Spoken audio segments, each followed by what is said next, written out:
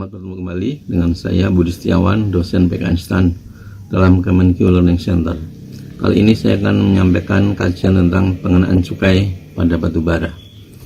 Sebagaimana diketahui bahwa sampai dengan tahun 2022 ini ada Undang-Undang Cukai Nomor 11 Tahun 95, kemudian diubah menjadi Undang-Undang Nomor 39 Tahun 2007.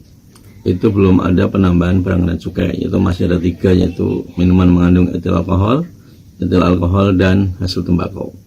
Kemudian ini ada upaya untuk kajian terkait dengan penambahan pengenaan cukai. Nah, kajian terkait dengan pengenaan cukai pada batubara ini dimulai dengan data konsumsi batubara di beberapa negara di dunia.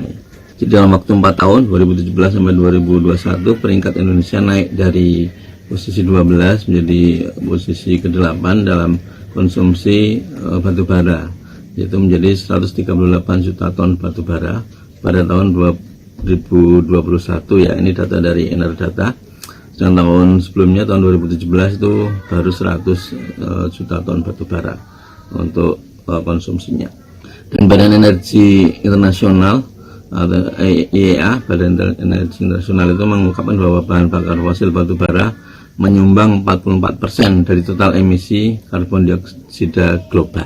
Itu cukup besar ya.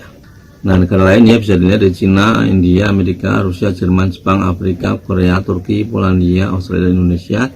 Kemudian berikutnya juga di tahun 2021 ya, Enerdata mencatat tetap Cina peringkat pertama, India dan Amerika Serikat ini di 3 besar ya. Kemudian Rusia, Jerman ini di 4 atau 5 besar, kemudian tergeser oleh Afrika Selatan yang naik ke peringkat 5 tahun 2021. Nah, kemudian ada cadangan batubara di beberapa negara di dunia.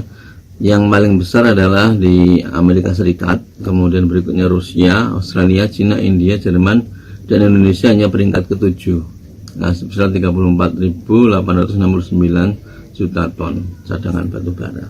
Dan berikutnya ada Ukraina, Polandia, dan Kazakhstan. Jadi kita bukan yang terbesar cadangan batubaranya ya. Berikutnya terkait dengan pertumbuhan produksi listrik dari batubara, ini dari Kementerian SDM tahun 2021 bahwa ini sumber dari kita ambil dari data box atau kata data ya. Menurut rencana penyediaan tenaga listrik ini dari 2021 sampai 2030 batubara diproyeksikan bertambah sebanyak 69.702 gigawatt hour atau GWH hingga 2030. Jadi masih diperlukan banyak ya batubara ya. Produksi listrik batubara ditambah sebanyak 6.716 GWH pada 2022 dan 12.561 GWH pada 2023. Nah, ini yang menjadi perhatian kita semua, bahwa seperti di tabel juga ada, kemudian di keterangan juga bahwa dengan skenario karbon rendah PLN ini, bauran listrik dan batubara diproyeksikan turun dari 66,98% kemudian menjadi 59,37% pada 2030, dan membangkit dengan energi baru terbarukan naik menjadi 23,9% pada tahun 2030. Ini proyeksi yang diinginkan kita menghasilkan energi yang bersih ya. Ini produksi batubara kita ya di Indonesia ini masih sangat besar dari 2014 sampai 2021. Ini masih di angka sekitar ya 600-an juta ton, sehingga juga ini PR buat kita semua ya, bagaimana menciptakan energi yang bersih ke depannya. Selanjutnya kebutuhan batubara untuk membangkit listrik ya, makin lama tetap ada pertambahan. 2022 sebesar 128 juta ton. Ini naik, kemudian sempat turun di 2025 dan naik lagi menjadi 162 juta ton di 2027 ya. Ini data dari SDM. Kemudian dampak penambangan dan konsumsi batubara ini banyak sekali. Terbatasnya reklamasi pada pemegang IOP dan berdampak pada pemanasan global.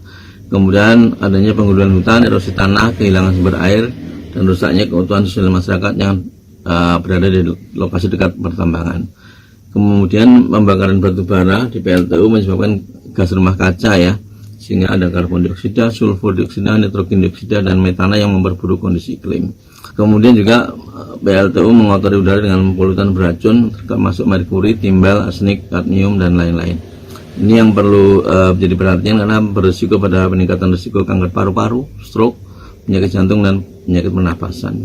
Nah, dampak penambangan batu bara, ya ini lanjutannya adalah 70% kerusakan lingkungan di Indonesia, 34% daratan Indonesia itu dikuasai oleh korporasi izin pertambangan mineral batu bara, kemudian 3,97 hektar kawasan lindung terancam pertambangan, dan juga emisi standar polutan untuk membangkit listrik batu bara di Indonesia masih jauh lebih tinggi dibanding Cina dan India. Jadi ini semua problem di Indonesia. Kemudian tinjauan pustaka dan dasar hukum kajian mengenai cukai pada batu bara ini, bahwa OECD tahun 72 pernah mengadopsi sebuah resolusi tentang prinsip pencemar membayar atau pay polluters principle ya. Kemudian tahun 2009 Losero mengatakan bahwa cukai sumber daya alam dapat dikenakan pada batu bara. Dan Undang-Undang Nomor 32 Tahun 2009 tentang perlindungan dan pengelolaan lingkungan hidup pasal 2 huruf C mengatakan tentang asas perlindungan dan pengelolaan dilaksanakan berdasarkan asas pencemar membayar. Dan Undang-Undang Cukai ya, ini juga disebutkan bahwa di poin ketiga terutama ya, terkait dengan pemakaiannya dapat menimbulkan dampak negatif bagi masyarakat atau lingkungan hidup, ini bisa dikenakan cukai. Berdasarkan cukai ini. Oke. Dan sebagai negara lain, beberapa negara yang mengenakan cukai pada batu bara itu ada Finlandia, Italia, Lituania, Polandia, Rumania, Slovakia, Filipina, Vietnam, Denmark, Norwegia, Swedia, Jerman, dan beberapa negara lain. Dan juga besaran tarif cukainya bisa dilihat di sini ya.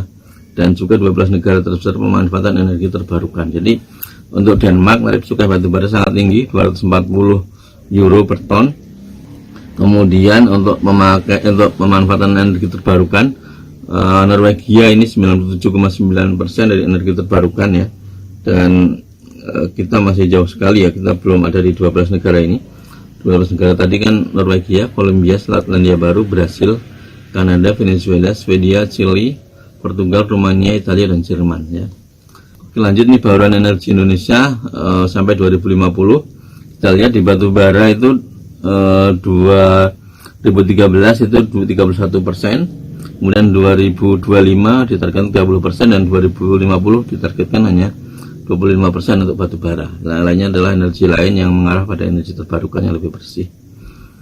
Ini simulasi tarif cukai bila dikenakan cukai pada batu bara ya, dengan harga asumsi ini 1,1276 ya ribu rupiah, kemudian jumlah dalam juta ton kita pada 1 tahun ya.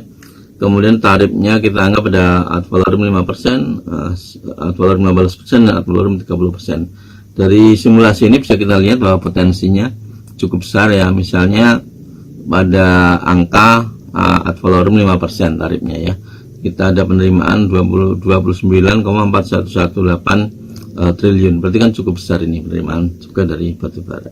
Potensi resistensi dan penolakan ini juga tentunya menjadi pertimbangan bahwa pengusaha batu bara melalui APBI bisa melakukan penolakan dengan alasan mereka telah menyumbang lewat PNBP yang cukup besar. Kemudian juga terkait dengan PPH yang cukup besar bagi penerimaan negara.